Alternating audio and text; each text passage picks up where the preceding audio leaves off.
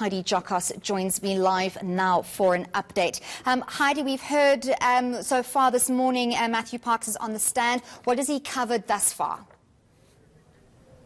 So a very important testimony today from COSATU, given the fact that they've been very vocal in Parliament with regards to the amendment of that PIC bill that has been adopted by the National Assembly's Finance Committee but has not been signed yet by the President, which is very important to note. But the bill is basically aiming to strengthen the corporate governance, accountability and transparency within the PIC.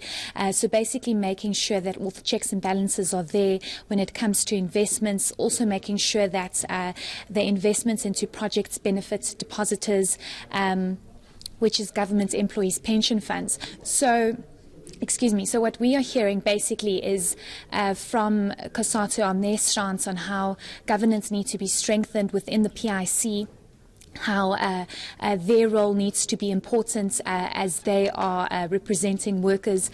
They also made mention of the fact that they want to work together with FEDUSA, and one must remember that the General Secretary of FEDUSA, Dennis George, has actually been fired from FEDUSA because of his involvement in terms of acquiring those AO technology shares without informing FEDUSA. So interesting to hear how he wants to work together with that body, but basically just highlighting how the PIC is a very important body, making sure that workers, government employees' pension funds are prioritised and not looted. He used the words as the PIC was basically running amok. The relationship between the workers and the PIC is completely broken down, and it was operating like the wild, wild west. So quite some strong words coming through, and of course highlighting the importance of this amendment to the PIC bill and how COSATU can come together and work together with the PIC to ensure that investments are important and done so according to the book, and return on investment for government employees' pension fund is vital, given the fact that all these investments have been questionable being brought to light at this inquiry. Has COSATU been involved in any of the dodgy dealings that have been discussed to this date?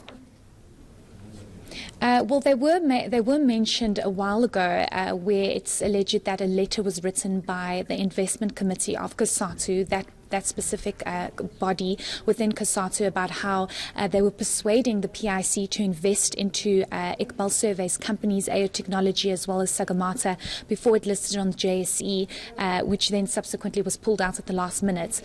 So perhaps, that will be brought to light as to whether or not that letter was actually written and approved by COSATU and that investment body, and what they have to say about that. So hopefully the evidence leader will pose that question to him as to their involvement with regards to that. All right, thank you very much, Heidi. We'll touch base with you again a little bit later today.